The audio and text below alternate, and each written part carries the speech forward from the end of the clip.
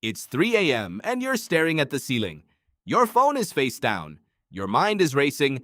You tell yourself something is wrong with you, but the real answer is far stranger. For most of human history, waking up in the middle of the night wasn't a disorder. It was Tuesday. Your ancestors didn't sleep the way you do. They didn't slide into 8 unbroken hours and wake up to an alarm. They drifted in and out. They woke in darkness, sat with their thoughts, and went back to sleep. Nobody panicked. Nobody reached for a pill. It was just what a night looked like. So what changed? And what does your 3 a.m. mind actually have in common with theirs? Start with the historian Roger Kirch, who spent over a decade digging through diaries, court records, and medical texts from pre-industrial Europe. He found something strange. Hundreds of documents casually mentioned a first sleep and a second sleep, as if everyone already knew what that meant. People would sleep for a few hours after dusk, wake naturally sometime around midnight, stay awake for an hour or two, and then fall back asleep until morning. This wasn't insomnia. This was the schedule. That waking hour had a name. Some called it the watch. People used it to pray, to talk quietly with a partner in bed, to think through a problem the day hadn't left room for. Midwives even scheduled visits around it, because babies were more likely to be conceived in that calm, unhurried window between the two sleeps. It was ordinary. It was expected. And then, within a few generations, it vanished almost completely. Here's the twist. It didn't vanish because humans evolved better sleep.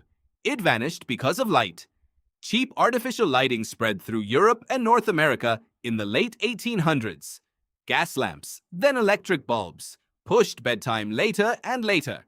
Factories needed workers on a strict clock, not a body that woke naturally at midnight. Segmented sleep started to look inconvenient. Within 2 or 3 generations, the very memory of first sleep and second sleep disappeared from common language.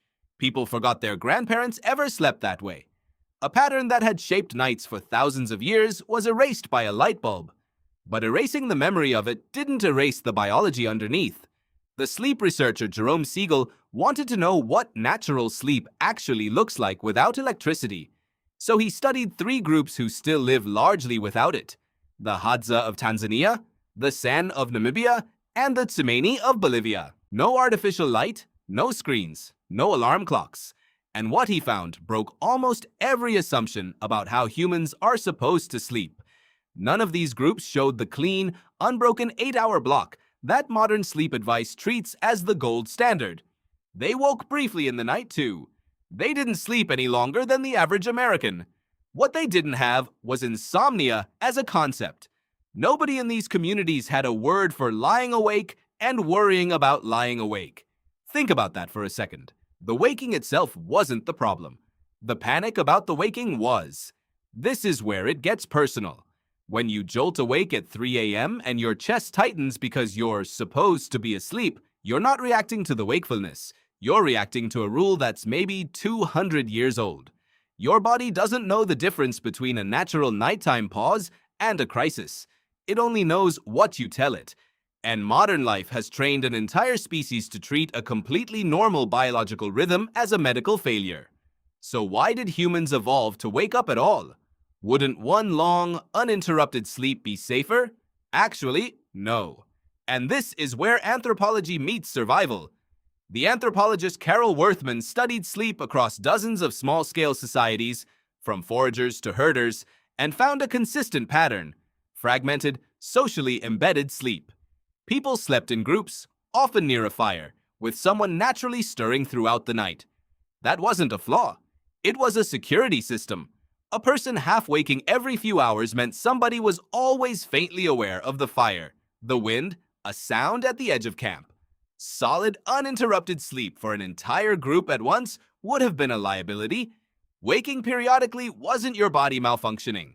It was your body doing exactly its job, 40,000 years running. Now picture a small band of early humans on the savannah, 10 or 15 people around a low fire. The night isn't silent. There's rustling.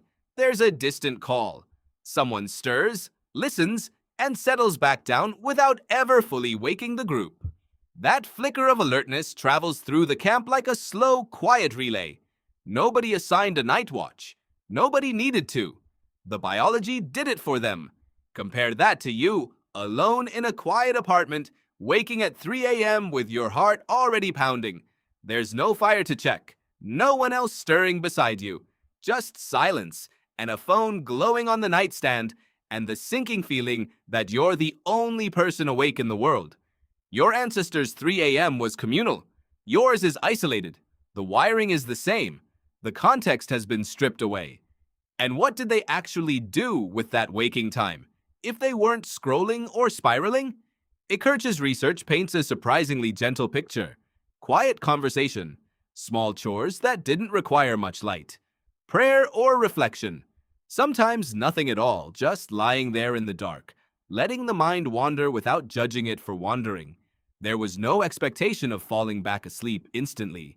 The watch was allowed to simply be its own thing, not a failure state to escape as fast as possible.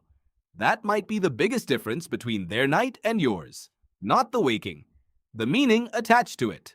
Modern sleep culture treats any interruption as a problem to be solved, tracked, medicated, or optimized away. Fitness trackers flash red if you wake up twice.